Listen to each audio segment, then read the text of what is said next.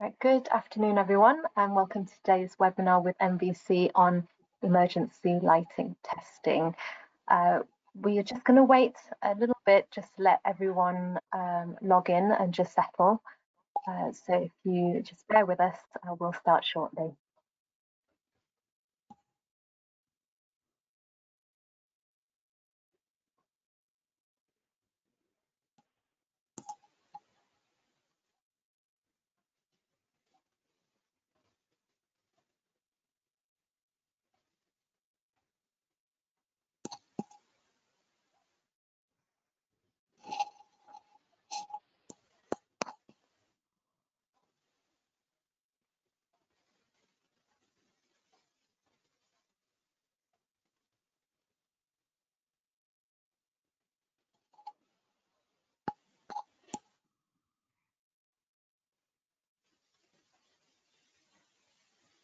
I think we can make a start. So hello, everyone. My name is Yin. I'm the marketing executive at Rexel. Before we start, I've just got a couple of things for you to take notes. Firstly, that this is a recorded webinar and it will be available to watch on demand on the Rexel website. This webinar is also CPD accredited and the certificates will be sent directly to the email address you registered with for the webinar. This can take up to 4 to 5 weeks to arrive. If you have any questions throughout the session, please feel free to pop them into the Q&A bubble, which you can select from the menu on the side, and we'll answer them at the very end. So today I'm joined by James Hunter Johnston, a product consultant at NVC Lighting. I'll now pass the time over to James. Good afternoon, everyone, and welcome to the seminar. As Yen said, I'm James. I work for NVC Lighting. I'm very pleased to be with you here today. This seminar is scheduled to last for about 1 hour. It shouldn't be more than that. If you've got a mobile phone with you, I'd recommend that you switch it off. And as Yen said, everyone will be getting a CPD certificate, attendance certificate at the end of the seminar. Here's our agenda for this session. First of all, we're going to talk about what is emergency lighting. We'll look at why emergency lighting has to be tested at all. And then this is really the meat of the seminar. We're going to look at the types of emergency testing that are available: manual test, self-test, wireless addressable test, and wired DALI addressable test. So that's our agenda for today. At the end of the seminar, you should know why emergency lighting has to be tested. There's a legal reason for that, but obviously there are also some very practical reasons. And then you'll know a little bit more about the different types of testing that are available. And finally, I think you should have a good idea of what the advantages and drawbacks are of each of those different types of emergency test. Before we get into the detail of that, just one slide, if I may please, just to say a little bit about who is NVC. This is the company I work for, NVC Lighting. We're based in Birmingham, but actually we're part of a worldwide global group of companies. Our head office is in Hong Kong, but we've got factories and offices and representatives all the way around the world. Relevant to this particular seminar, I think I should point out that our UK company, which is NVC Lighting Limited, we are members of ICEL. Now, ICEL is the Industry Committee on Emergency Lighting. Our technical manager is on the ICEL Technical Committee. Our dedicated emergency products are all ICEL endorsed, and membership of this organization just helps to ensure that all the time we are abreast of the latest standards and trends in emergency lighting. We're also members of various other industry bodies, and I expect the companies for whom you work are also members of some of the same industry bodies. But the point is that we're in the center of the lighting industry. We're abreast of what's going on and what the current developments are in our field. Well, that's enough of the commercial break, I think. Let's get on with the real topic which we have to discuss today. So let's start with emergency lighting. Now, essentially, there are 3 different types of emergency lighting. First of all, there's what we call emergency escape lighting. Now, the function of emergency escape lighting is to provide lighting when the power fails to enable people to get out of a building. That's emergency escape lighting. The second type of emergency lighting is what's called emergency safety lighting. It's sometimes described as stay put lighting. And this is lighting whose purpose isn't to help people to get out of the building, it's to enable people to stay in the building safely for a limited period of time.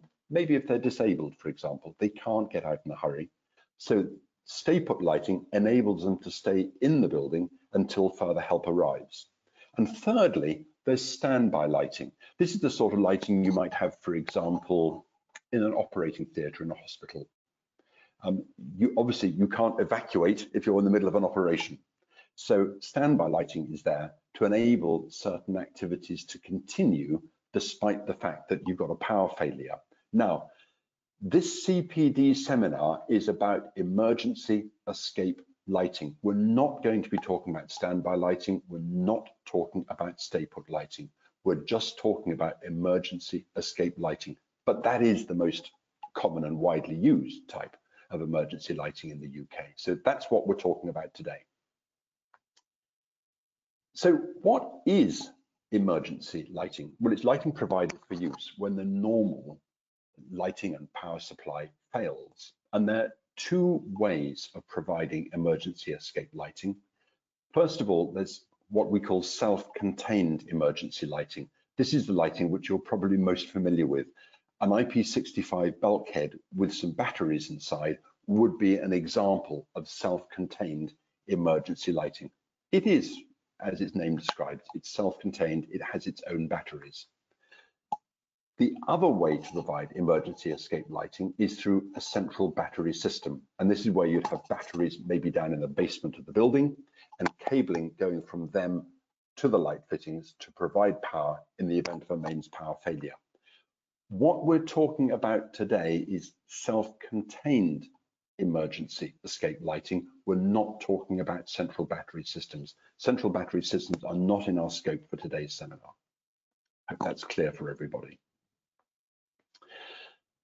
Okay, so why does emergency lighting need to be tested at all? Well, the simplest answer to that is because the law says so, and this is the law of the land. And the law we're talking about is something called the Regulatory Reform Order of 2005, otherwise known as the RRO. And this says three really important things for us. First of all, it says you've got to have emergency lighting. Now, the purpose of the seminar is not to tell you exactly where you should have your emergency lighting, but suffice it to say that really emergency lighting is needed in any building or part of a building to which the public has access and which are also places of work. So that means that emergency lighting is very widespread throughout the country. Secondly, the RRO says that where there is emergency lighting, a responsible person must be identified. That's key for us. There is a responsible person. And thirdly, the responsible person, it's their responsibility to put in place what's called a suitable system of maintenance. And if the responsible person fails in that, the RRO is the legal basis for prosecution. So they can go to court and be tried for breach of the RRO.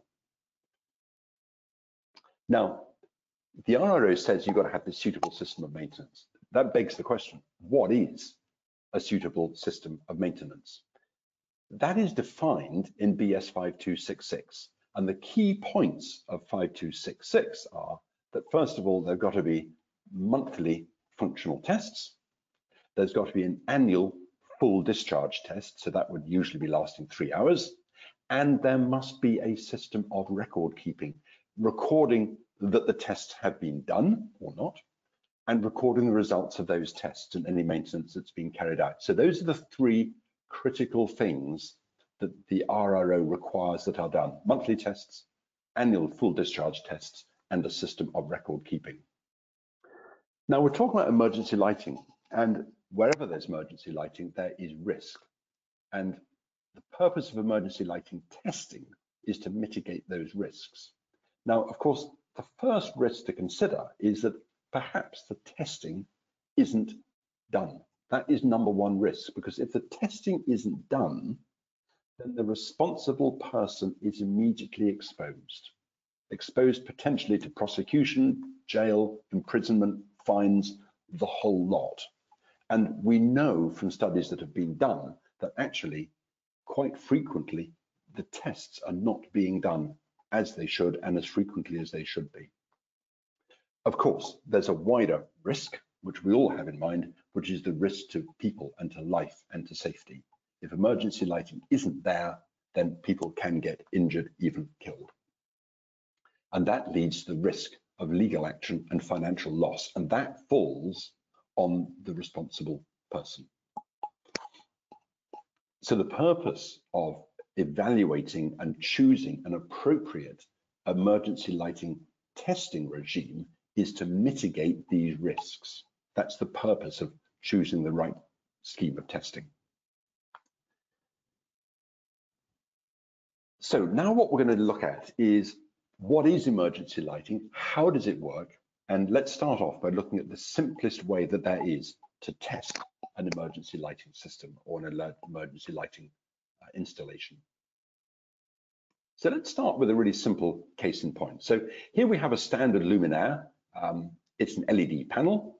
Linked to that, we have an LED driver. And on the left-hand side of my picture, there's a connector block. You can ignore that. What we need to focus on is that we've got an LED panel and an LED driver. That is a standard non-emergency light fitting.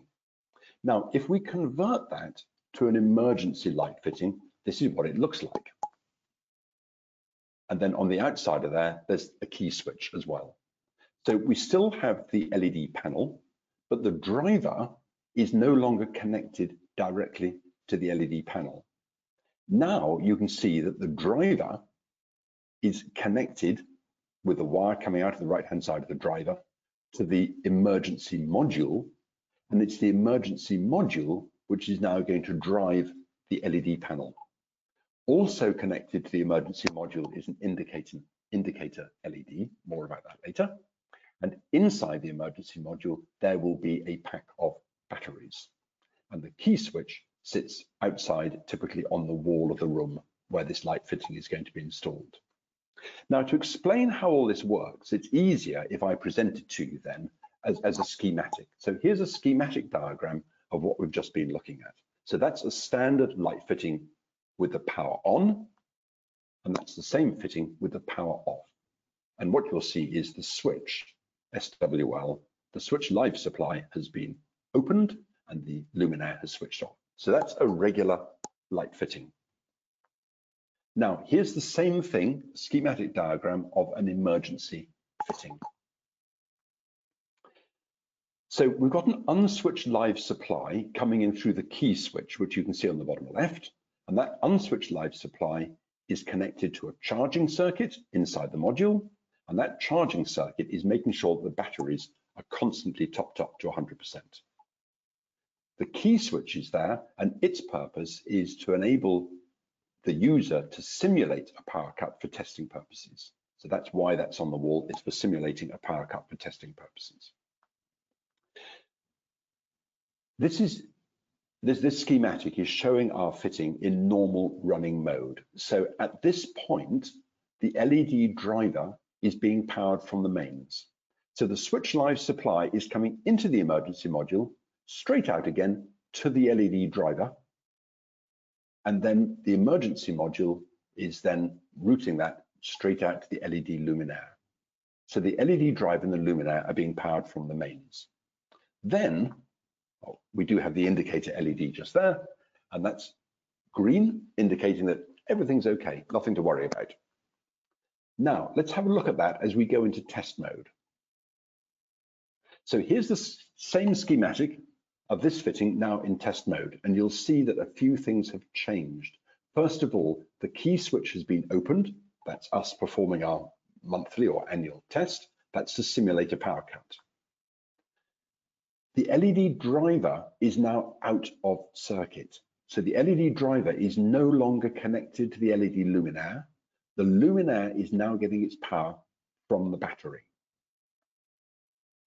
And the indicator has now switched off, showing that there's a test in progress. So that's what happens to a standard emergency fitting when it's being manually tested.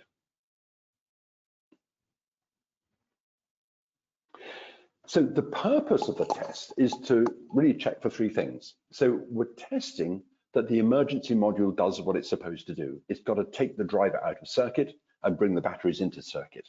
That's the first function of the test that we have to do every month. Secondly, we were checking that the batteries are charged and they've got enough charge to power the luminaire. And thirdly, we've got to check that the indicator LED does what it is supposed to do to indicate the status of the fitting. So that's what we're testing for. That's why we're testing. There's stuff going on. We've got to check that it works. So in summary, if we're in a manual testing regime, this is what's happening. We've got our monthly test to check that the luminaire switches on and does what it should do. We've got to record that manually, that we've done the test, and we've got to log if there are any faults, and that log has got to be manually maintained. Annually, it's the same, it's just that the test has to last for 3 hours to check that the battery runs for the full duration. But again, the test has to be recorded, that it has been done, and the faults have to be logged manually. And it's the responsibility of the responsible person to make sure that is done. So, having had a quick look at manual testing, what are the pros and cons then of manual testing? Well, frankly, there are some risks associated with manual testing. Testing is supposed to be done every single month, but when it gets to July and August and the holiday season, or you get periods of sickness, or you're coming up to Christmas and the New Year, it's a pretty fair bet that in a significant proportion of buildings in the UK, 1 or 2 monthly tests just get omitted. The person who usually does it isn't there. So there's a real risk with manual testing that tests can get missed. There's also a risk that records are not properly maintained. Studies have been done before the Grenfell fire, and they showed an alarming rate of records in public buildings just not being properly maintained. So we really didn't know if the tests were being properly conducted or not. When it comes to the annual test, there's always the risk. You're supposed to wait for 3 hours, switch it on, check that the light is illuminating under battery power, and come back in 3 hours to check that it's still running. I wonder how often that really is done. Surely there's some corners being cut here. What about the distant fitting at the far end of the corridor, over the emergency exit in the farthest corner of the warehouse? Does that really get checked every month? Does it really get checked for a full 3 hours every year? It's a little bit doubtful. And then you've got those areas of a building which are hard to access. Think of the girls' changing rooms at a school. How do you get access to that for 3 hours to check that the emergency fitting is doing what it's supposed to be doing? It's not easy. You'd have to arrange out of hours access, etc. So when it comes to manual testing, there really are some risks and some drawbacks that the tests might not always be done exactly as they should be. And therefore, there's a real risk that the records aren't being properly kept either. And therefore, the responsible person is being exposed. But of course, it's got advantages. Manual test is the lowest cost solution to procure. So certainly in some very small installations, it would be a very suitable solution. But it does have an additional installation cost in that you need to install key switches on every lighting circuit. There's some cost associated with that. And of course, the manual testing itself has to be done every month. Somebody has got to be paid to go around and look at all these fittings every month and record the results. And there's a cost associated with that. So it may be a low cost to procure as a solution, but it's certainly, manual testing hasn't got a low running cost. The cost of ownership is actually significant. So we would generally recommend that manual testing is restricted to pretty small projects only. Okay, so moving on. And by the way, if you've got any questions on manual test, now will be the time to type them into your little chat box, and we'll come to those questions at the end, because I'm now about to move on and summarize that we've covered manual test. What we now want to have a look at is self-test, and how does that differ from manual test? So here we have our schematic diagram again, familiar to you from before, but this is now a self-test fitting, and this is it in its normal running state. So the first change to notice is that there is no key switch. Instead of having the key switch outside the light fitting, what we now have is a relay inside the emergency module. And the purpose of that relay is to isolate the unswitched live supply to simulate a power cut. But that's going to be done automatically by the module. It's not going to be done manually by somebody operating a key switch. As before, the LED driver and the luminaire are powered from mains in normal running, and the indicator light is green, showing that everything's running and everything's okay. Here's the same fitting in test mode. Now, what's happening now is that the module itself has worked out its own monthly testing schedule, and it has automatically disconnected itself from the unswitched live supply. Now, this testing schedule is really the key part of what a self-test system does. Each individual module has got a clock inside. Each individual module works out for itself from the point when it's first powered up.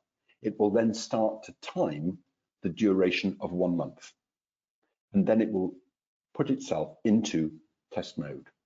So the end users, the installers, really don't have any control over exactly when it's going to go into test. It's going to do it in a month's time, but the exact timing is something over which the user does not have control.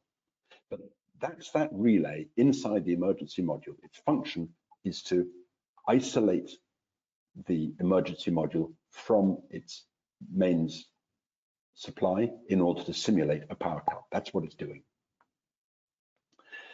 Now that we're in test mode, the LED driver comes out of circuit, then the luminaire is being powered directly from the batteries, and the indicator LED has gone off to indicate that there is a test in progress. That's self-test, remarkably similar and remarkably simple. Every month, the fitting isolates itself, it checks itself. If something is wrong, the self-test module will emit either a visual or an audible signal to say what its status is. So if something is wrong, a light will flash or a beeper will sound to alert people to that. It's still recommended that a responsible person takes a walk around the building once a month to look at the status of all those test LEDs to make sure they haven't got any flashing red lights, for example. So that walk around check still needs to be done.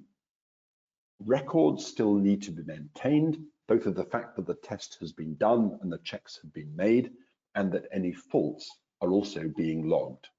And annually it's the same, but annually the fitting itself, the emergency module, is working out. It's now done 11 momentary monthly checks, and the 12th check will therefore be a full 3-hour check. But after that, again, a physical walk around is necessary and the records need to be maintained. Again, this is a system which, like manual test, has got its pros and cons.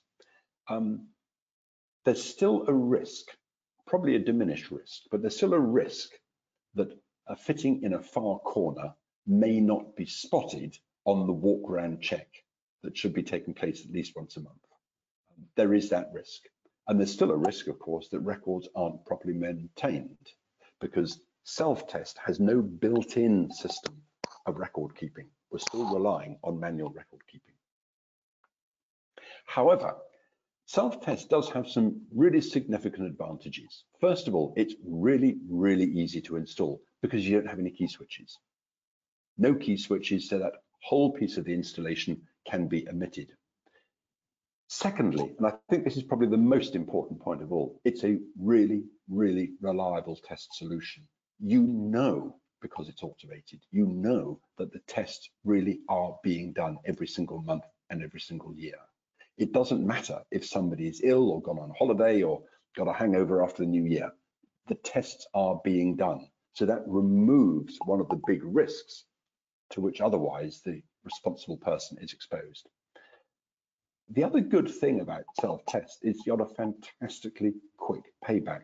Of course, a self-test fitting is going to be a little bit more expensive than a manual test fitting, but because you don't have to do those monthly tests, the running costs are much, much lower and the payback can be really quick. I mean, typically we would expect a payback on a self-test fitting to be less than 1 year when it's compared with a manual test fitting. So it can be a really, really worthwhile investment. But here's the kicker, the reservation on this wonderful self-test. And the reservation is that really the end users have no control over the test schedule. That self-test emergency module is going to go into test mode when it thinks it is suitable. And that might be in the middle of when the teacher has switched the lights off in the classroom in order to show a video.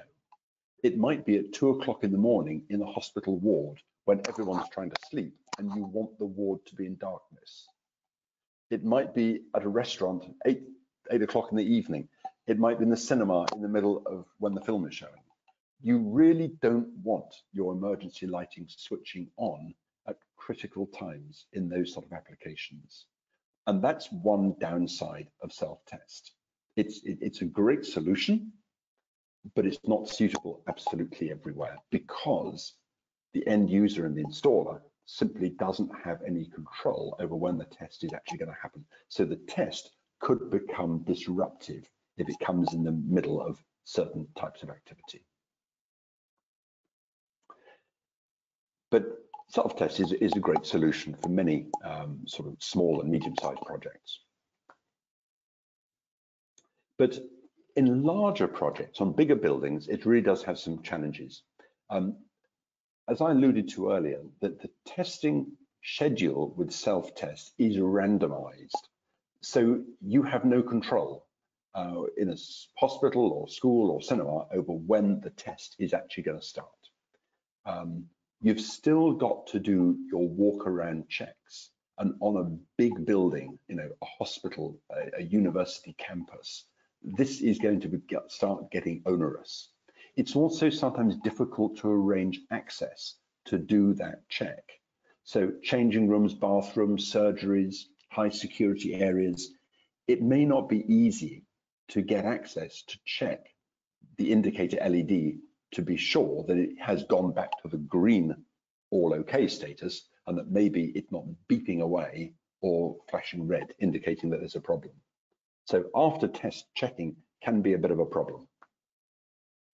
And if you rely on the users to tell you that there's a problem, obviously it'd be helpful if they could tell you what type of fault it is, what type of luminaire, and exactly where it is. And end users might have difficulty providing you with that sort of information. So locating and rectifying faults can be a little bit tricky, and the record keeping, particularly in a large building, would still be a little bit onerous. It has to be done, but on a large scale, that begins to get difficult.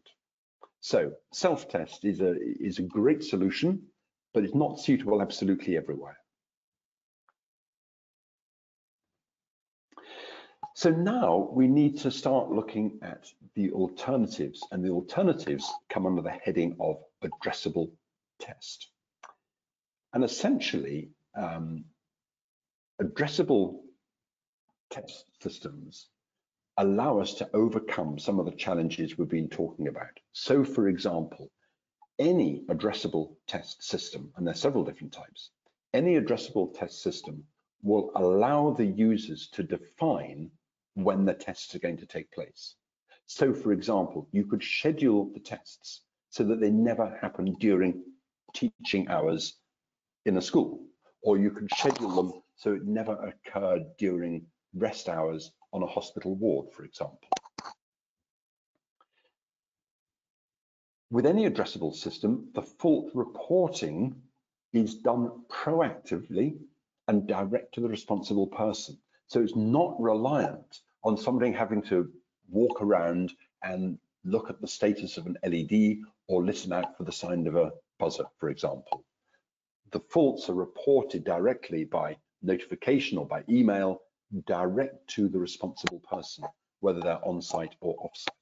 So that's a huge advantage of addressable test systems.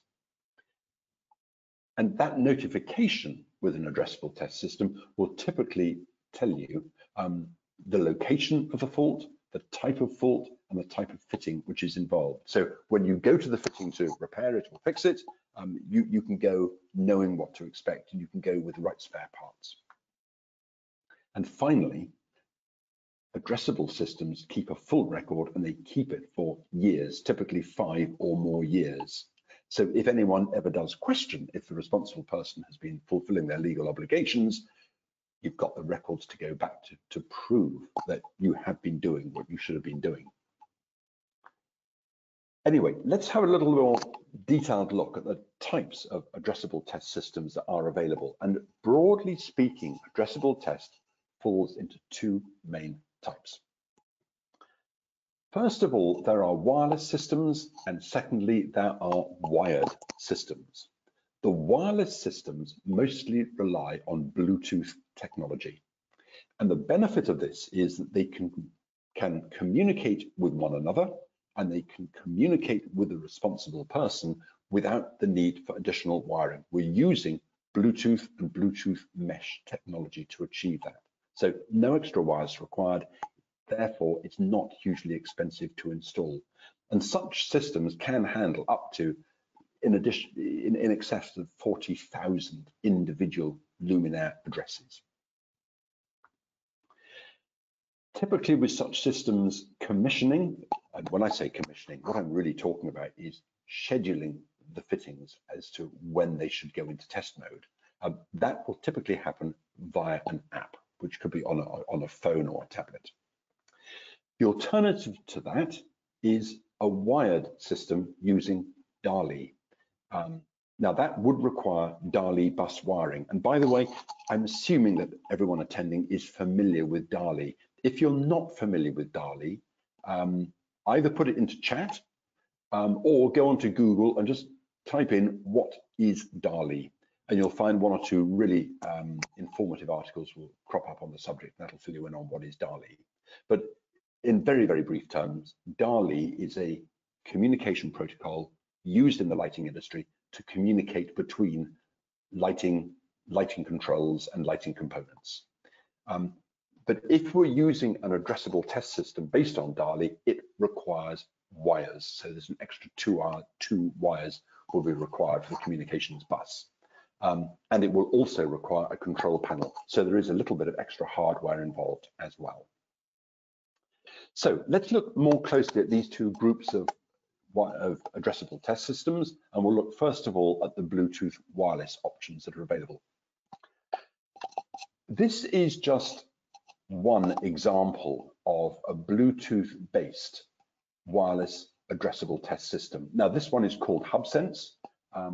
It was originally developed by Osram. It's now owned by Inventronics, but other similar systems exist, such as, for example, Kasambi. And what we have here is, first of all, a number of fittings all linked together wirelessly on what's called a qualified Bluetooth mesh network. And in this context, the word qualified, all we mean by that is that it's multi-vendor. So you're not absolutely tied in to Osram and Inventronics componentry here. You could be using components from other vendors, so long as they are also Bluetooth qualified components. So that links all the devices together and links them to an app, which would be on a mobile phone or tablet. We're talking about emergency products. So with each emergency light fitting, there would be an emergency converter. It communicates using Bluetooth. And what it does, it converts messages which it receives via Bluetooth, and it converts them to DALI to communicate with the DALI emergency module, which is inside each individual fitting. Now, this is important because what we're doing here is we're using DALI componentry, and there's an awful lot of DALI componentry out there in the marketplace, tried, tested, proven over many, many years. But we're not using DALI for communications. We're using Bluetooth for communications. So we've got all the benefits of DALI and its heritage and its conformity with international standards, but we've got rid of the cost of DALI, which is the wiring, because we're communicating using Bluetooth. So this is where the Bluetooth wireless addressable test systems really score. They've got the benefits of DALI without the downsides and costs of DALI. In this particular case, you'd have a tablet or mobile phone running the HubSense app. So, for example, actually, I'm just going to pop back to the last slide if I can and say, yes, you'd have a phone or tablet running the HubSense app. Now, on that diagram in front of you, it also shows a HubSense cloud and a gateway. That is purely optional. How this would work, if you don't have a gateway and you don't have a link to the cloud, whenever the responsible person comes back into the building, his or her mobile phone could then link to the Bluetooth mesh network, and onto the app on that person's phone, they would receive all the necessary notifications about the tests that had been completed and the results that had been recorded and the rectifications that would be required. And that would happen whenever the tablet or the phone is within Bluetooth range of the network.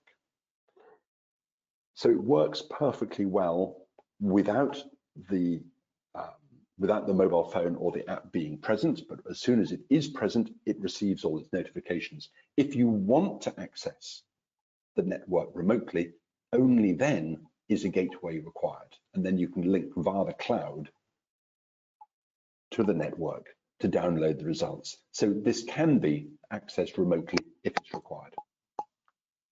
Hope that's clear. Okay, so going back to our schematic, this is how a wireless addressable test luminaire would actually work. And this first schematic is showing it in commissioning mode. So in commissioning mode, down at the bottom of your screen, you can see there's the app connected. We've got the little Apple and the Android symbols there.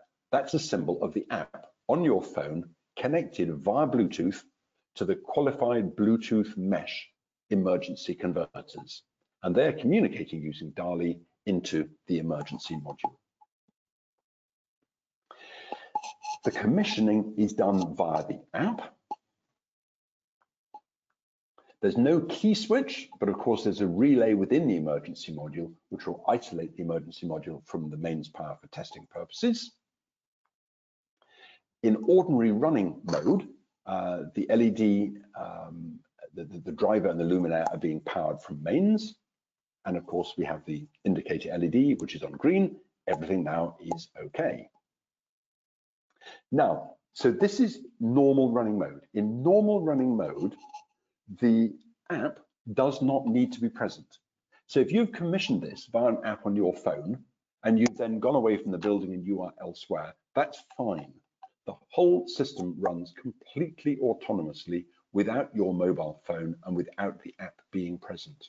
And the reason for that is the system runs itself because the schedule, for example, which you've commissioned the system to operate to, the schedule, the timetable of testing is stored in the network. It's not stored in the app. So the network can run autonomously. In normal running, the LED driver and the luminaire are powered from mains. The indicator is on, everything's running okay. Now, during test, and notice again, the app is not present. It's going to do its testing whether you and your mobile phone and your tablet are present or not, okay? It goes into test according to the schedule you have set. The unswitched light supply is isolated and the LED driver is now out of circuit and the luminaire is being powered by the batteries. The indicator LED is off, indicating there's a test in progress.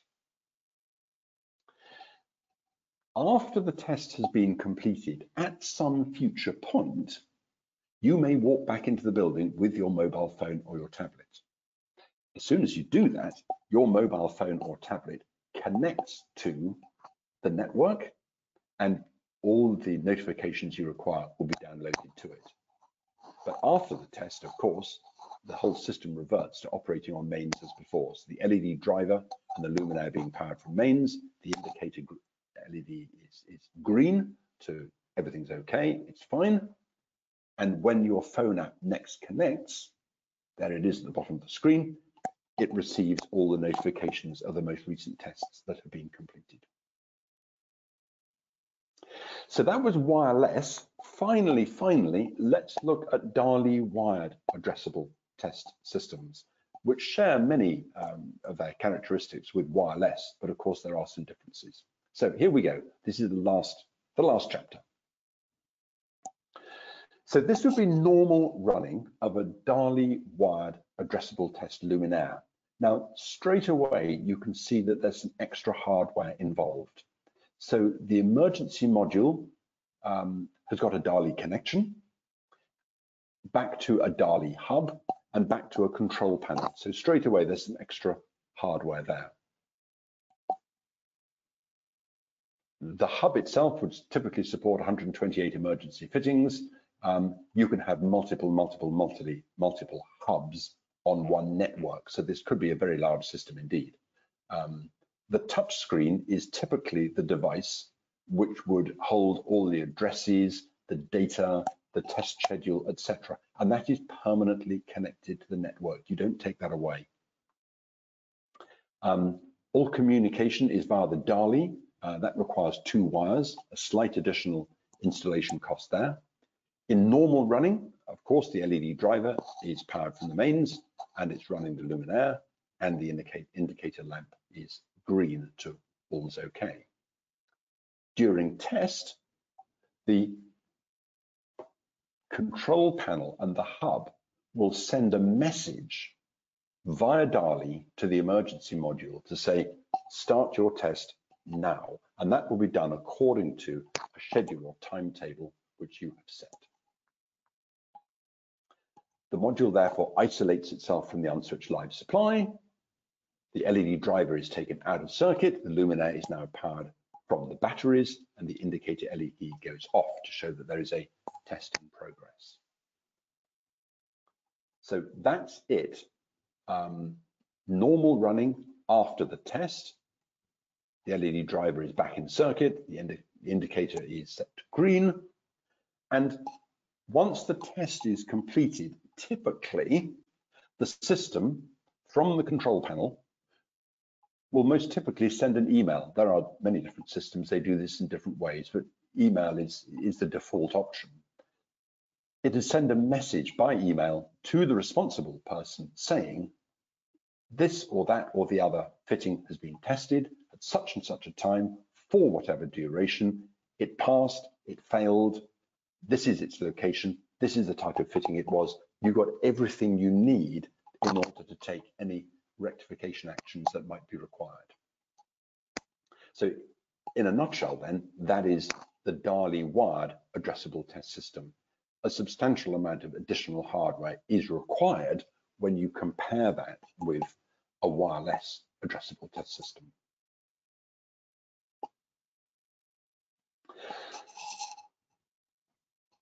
So in summary, we can really say that in operation, the addressable test systems, they isolate themselves, they check themselves, they perform their tests according to a schedule which you have established, and they keep records for a considerable number of years, typically 5 or more. And they do all the necessary tests monthly as well as annually. So what are the advantages and disadvantages of addressable compared to self-test? This is a chart which really sums up the whole situation, looking at manual test, self-test, wireless addressable, and DALI wired. And if you look at the green is where we really have a good, cost-effective and functional solution. And as a general rule, I think we could say that the manual test systems really are best on small and simple projects. But as a project increases in size and complexity, it makes it more worthwhile to look at either self-test and then for the bigger projects, the wireless addressable test or DALI wired addressable test systems. They all have their pros and cons. They all have different costs and paybacks. But as a general rule, as a project gets larger and more complex, it's more likely that a wireless addressable test system is to be preferred.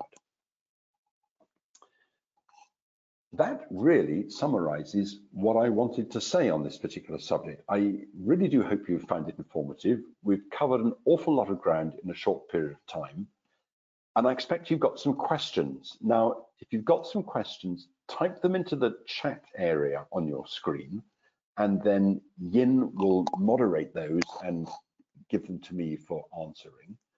Any questions, I'll answer them as best I can. And if any of the questions go a little bit off subject or require a more detailed response, I'm going to be very happy to pick that up and answer them afterwards, maybe in writing to anyone who wants them. Because sometimes these questions can get quite involved and the answers need some careful consideration. Yin, back to you, I think. Take over, please. Thank you. Yeah, that was a really interesting session. Thank you so much. I hope it was also useful to everyone. We do actually have quite a few questions that have come in. Like James said, if you have any more, then please do feel free to continue popping them into the Q&A bubble.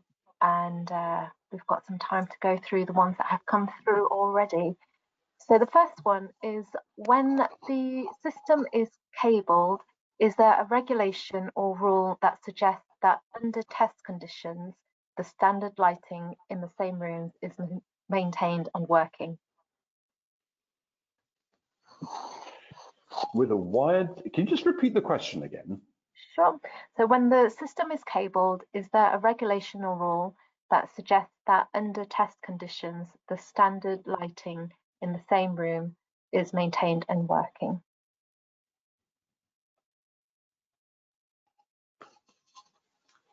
I think I would need to check before answering that. I feel there's more to that question than meets the eye. That's fine. Yeah, I think you're going to do a follow-up to this probably, Yin, and a round-robin email to everyone. I would like to consider that one carefully, because I think there's some hidden depths in that question. Of course, there always, if there's emergency lighting, there always will be other forms of lighting, but whether or not they are allowed to continue to function while the emergency fittings are being tested, I feel that the answer to that question is that yes, they should be allowed to continue to function, but I'm not sure that would apply in all circumstances. I think I'd like to have time to think that one through properly and answer it in writing. Okay, that's no problem. Like James mentioned, we will be sending a follow-up email with all the questions, answers, any of the ones that we don't get through or need following up. So another question is, should key switches shut off all the lights, including non-emergency lights, in a particular room or area, or only the emergency fitting? Only the emergency fittings. Okay, thank you. And then there's two, I think, along the similar lines, but I do apologize if they're not. The first one is, if there is no local key switch or test switch, where do you stand for testing the system? Can this be tested and passed by switching off the circuit breaker, or does this fail due to this? And the other question, how would you test a whole car park with self-test without a key switch? Okay, let's leave that. Okay, the car park really is a different sort of question. Let's go back to the first one. A key switch should be on the same circuit that, how can I put this? The key switch should be on the same circuit as the switch live supply to which it relates. However,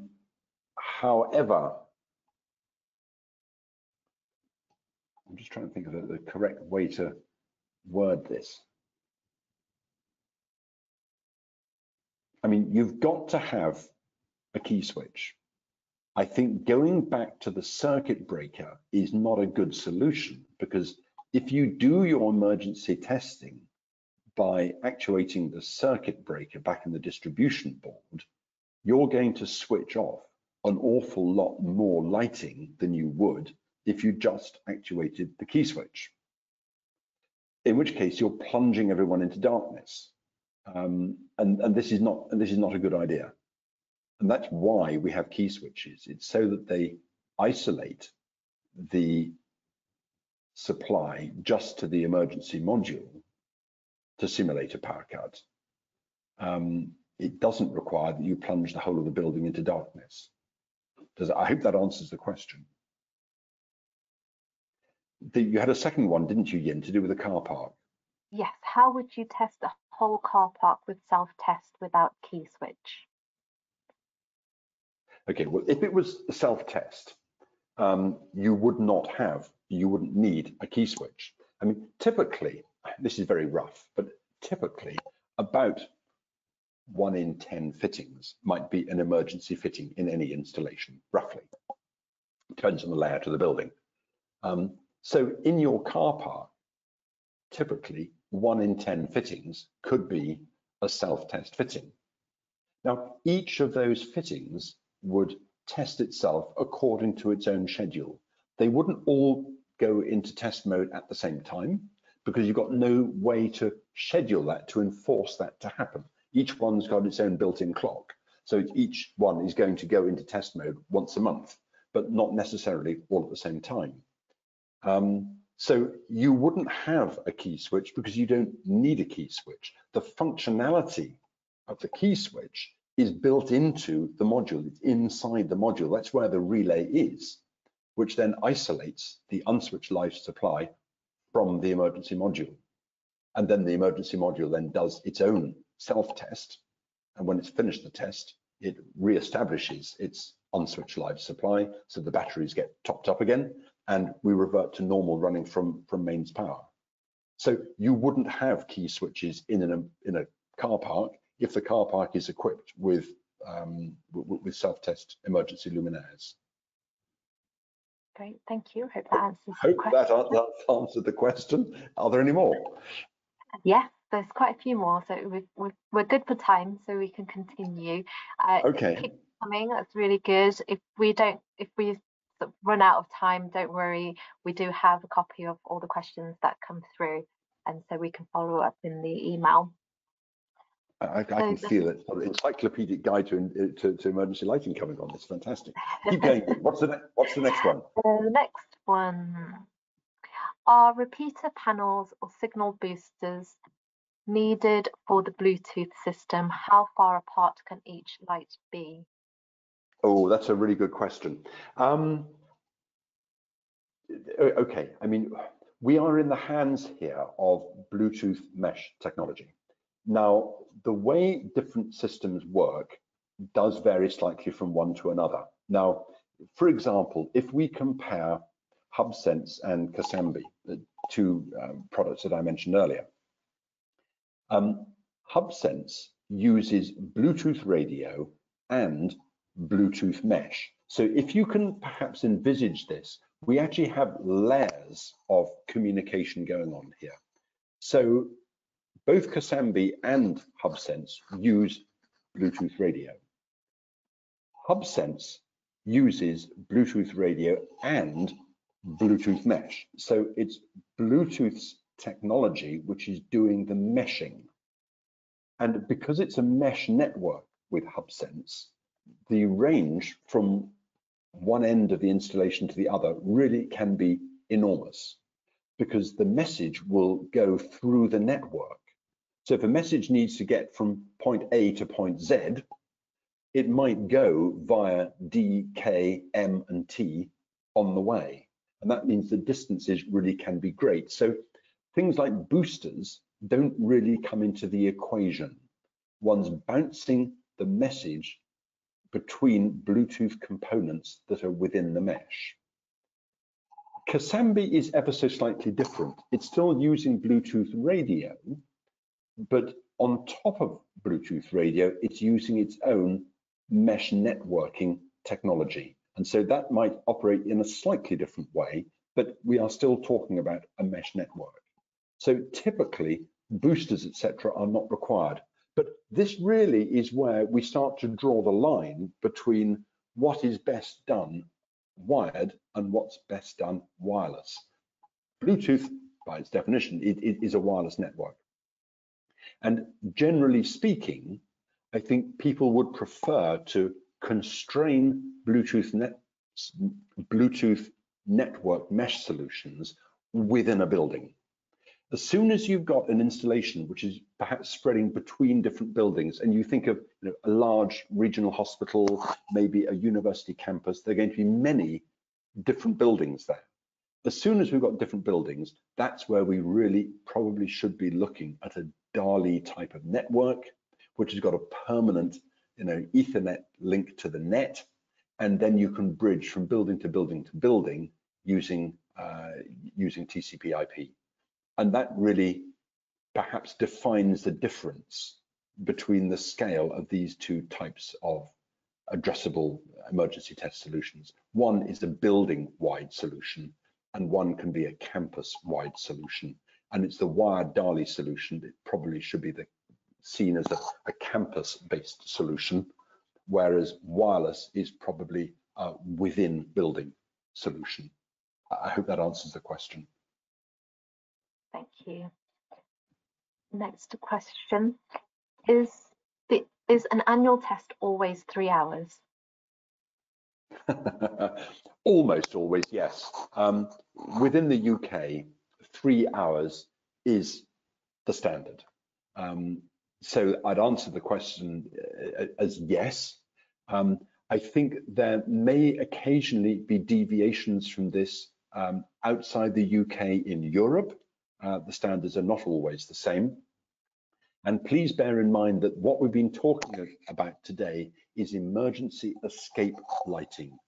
I think if you started to look at, for example, standby lighting, which is there to ensure that certain processes and activities can continue despite a power cut, I'm sure that some different durations might be involved there, but I'm not qualified to speak on that. So for all intents and purposes, I would say in the field of emergency escape lighting, the answer is yes, it's 3 hours. Thank you. I think linking on to that then, so would self-test fittings cover you for the yearly 3-hour test? Absolutely, they do. Yes, most definitely. A self-test fitting will do 11 short functional tests, and then the 12th test will be a full 3-hour test. And isn't that just wonderful? You don't have to stand around twiddling your thumbs waiting for it to be done. It will do it for you.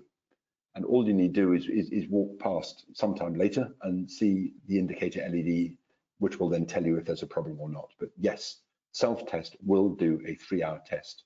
Every 1 in 12 is a 3-hour test. Brilliant. I think we've got time for 1 or 2 more. Go for it, Yin. Go for it. Is the exit light in fire exit included in emergency light? Yes, most definitely. So, for example, an exit box above an emergency exit, that is certainly would be classified as emergency escape lighting. I mean, emergency escape lighting itself is subdivided into area lighting, which would be lighting area, and signage, which is providing directional information to people as they leave a building. But yes, that signage, that exit box, or maybe an IP65 bulkhead with a legend adhered to it, that is certainly included in this, and that would be included in the momentary tests and the 3-hour duration tests once a year. Great, thank you. I'm afraid that is all that we've got time for. I know that there are a few questions that we haven't got round to, but as I mentioned, we will follow them up via an email, so do keep an eye out on your inbox. Just thank you once again for everyone for joining, and just a reminder that the CPD certificates will be emailed directly from CBD, which will take about 4 to 5 weeks. If you have any other inquiries that you haven't managed to send through that you might think of later tonight or over the weekend, then please send them over to marketing@rexel.co.uk. That's marketing@rexel.co.uk. So once again, thank you, James, and thank you everyone for your time today. We look forward to having you in our future webinars. Thank you. Thank you, Yin, and thank you everyone for attending.